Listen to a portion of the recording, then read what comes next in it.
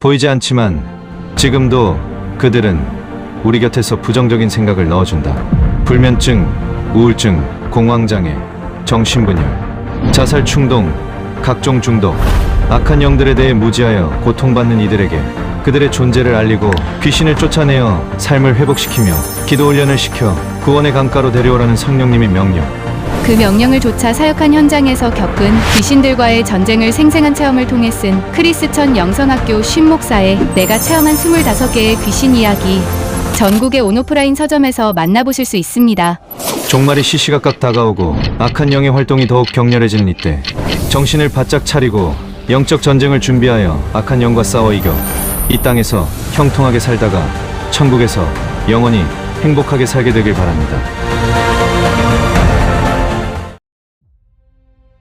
중독이란 사전적인 정의는 술이나 마약 따위를 계속적으로 지나치게 복용하여 그것이 없이는 생활이나 활동을 하지 못하는 상태, 혹은 빠져 계속적으로 지나치게 복용하여 그것이 없이는 생활이나 활동을 하지 못하는 상태가 되는 것을 말해요.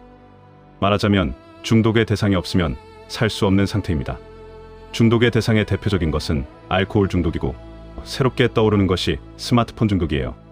스마트폰 중독자는 스마트폰 없이는 살 수 없는 사람들을 말해요. 그 이외에도 게임 중독이나 음란물 중독, 도박 중독, 쇼핑 중독, 일 중독, 심지어는 취미나 운동 중독까지 등장하고 있어요. 중독의 공통적인 특징은 쾌락을 제공해준다는 것이죠. 쾌락은 즐거움이란 단어예요. 쾌락의 대상은 여러 가지가 있지만 중독을 일으키는 즐거움은 육체의 말초신경을 자극하여 얻어지는 쾌락입니다. 그러나 중독은 쾌락을 탐닉하는 것에 그치지 않고 일상적인 생활을 못하게 하여 정신을 황폐화하고 육체를 피폐하게 하여 폐인으로 몰고 감으로 치명적이죠. 이미 중독에 빠진 가족들이 있다면 다른 가족들의 삶도 같이 불행했죠. 왜 그런지 아세요? 중독은 악한 영들이 공격하기 때문이며 악한 영들은 가정 단위로 공격하는 게 기본적인 계략입니다. 모든 중독이 치유가 어려운 것은 이 때문이죠. 중독은 자신의 의지나 노력으로 되지 않아요.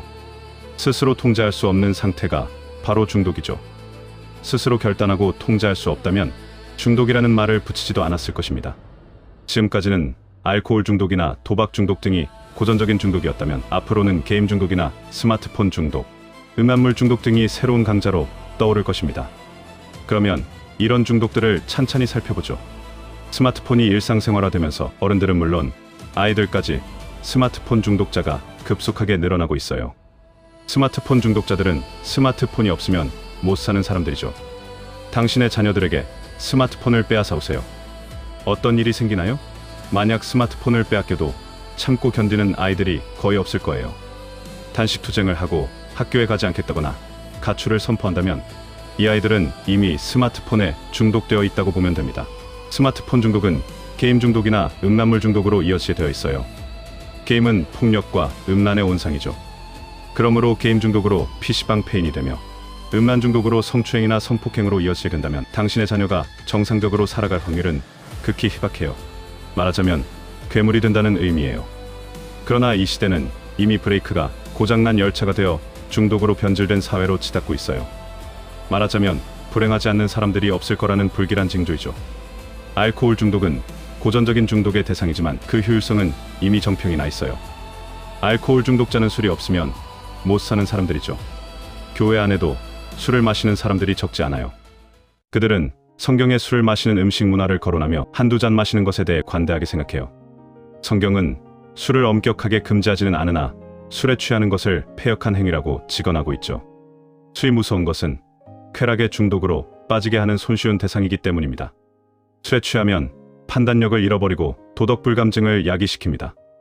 모든 범죄 논의가 술자리에서 일어나고 술에 취해 성폭행이나 살인들이 일어나는 것은 누구나 아는 얘기예요. 이처럼 귀신들은 세상 사람들뿐 아니라 교인들도 술에 덫에 걸려들게 만들어요. 술 귀신이라는 말이 그냥 나온 말이 아니죠. 술이 더욱 무서운 것은 기도를 전혀 하지 못하게 만들기 때문이에요. 말하자면 술을 마시는 사람들은 하나님과 깊고 친밀하게 교제하는 것이 원천적으로 막혀 있다고 보면 됩니다. 미래 시대의 새로운 중독이 바로 음란물 중독이에요. 음란물은 인터넷을 타고 스마트폰으로 들어오기 때문에 어떤 부모나 배우자라도 완벽하게 통제할 수가 없어요. 이 시대가 음란의 바다에 빠져 있다고 해도 과언이 아니죠. 벌써 초등학생들 사이에서 성추행이 빈번하며 어린이집에 다니는 어린아이들조차 자위행위를 하는 예들이 늘어나고 있어요. 이는 음란의 쾌락을 부추기는 귀신들이 활발하게 활동을 하고 있다는 증거입니다. 음란이 무서운 중독인 이유는 불륜의 덫에 걸려들게 만들기 때문이에요. 음란은 쾌락에 빠지게 하여 정신과 육체를 피폐하게 만들지만 불륜은 가정을 해체시키고 가족을 뿔뿔이 흩어지게 만들어요. 불륜을 저지른 배우자를 용서할 수 있는 사람들은 거의 없죠. 악한 영들은 가정을 해체시키는 것에 공격에 초점을 두고 있어요. 가정이 파괴되면 하나님을 떠나게 되고 정신과 육체가 황폐화되는 전철을 밟기 때문이에요. 결손가정의 아이들은 귀신들이 어릴 때부터 잠복하게 됩니다. 결손가정은 어두운 마음이 자라는 인큐베이터이기 때문이죠.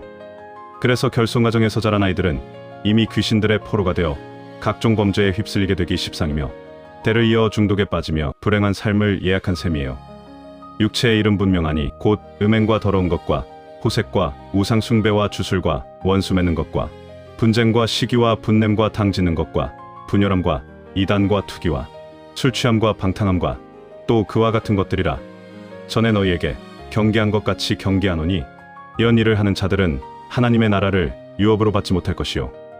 육체의 포로가 되어 죄의 범주에 들어간 목록들을 살펴보죠. 음행, 호색, 술 취함, 방탕함 등의 육체적인 쾌락을 추구하는 것이 얼마나 많나요? 그렇다면 어떻게 해야 중독의 덫에 걸리지 않을까요? 쾌락의 뚜껑을 따지 않는 것이 가장 좋아요. 술 한 방울도 되지 않는 것이고 음란물을 쳐다보지 않는 것이며 게임을 시작조차 하지 않는 것이죠. 이런 행위들은 귀신들에게 문을 열어주는 것과 같아요. 일단 문을 열어줄 때면 귀신들은 당신의 머리를 타고 앉아 쾌락을 연상시키는 생각을 넣어주어 포로로 삼기 시작하기 때문이죠.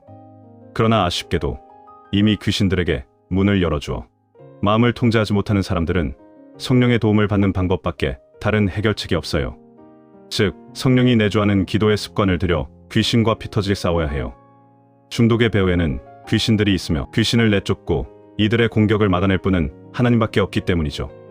그러나 가장 중요한 것은 이미 중독이 되어 귀신의 포로로 잡히기 전에 귀신들에게 마음의 문을 열어주지 않는 것입니다. 중독을 해결하는 길은 멀고 험하기 때문이죠. 당신은 지금 보이지 않는 전쟁터 한가운데 서 있습니다. 하나님의 군대와 사탄의 군대가 사람의 영혼을 두고 피터지게 싸우는 전쟁, 그 전리품은 바로 당신입니다. 교회를 다니면 하나님의 백성인가요? 그렇다면 왜 당신의 삶은 고통스럽고 불행했을까요? 그건 당신이 하나님의 백성이 아니라 악한 영의 포로이기 때문이죠. 내 불행과 고통의 이유가 미혹의 영이 넣어주는 부정적인 생각을 받아들였기 때문입니다. 죄의 덫을 놓고 유혹하는 악한 영들과의 영적 전쟁을 실감하며 성령과 동행하는 영적 습관을 들여 하나님의 지혜로 이들의 전략에 맞서 싸워 이기는 정형사가 되고 싶지 않나요? 크리스천 영성학교 신목사의 영적 전쟁의 전투교범입니다. 전국의 온오프라인 서점에서 만나보실 수 있습니다.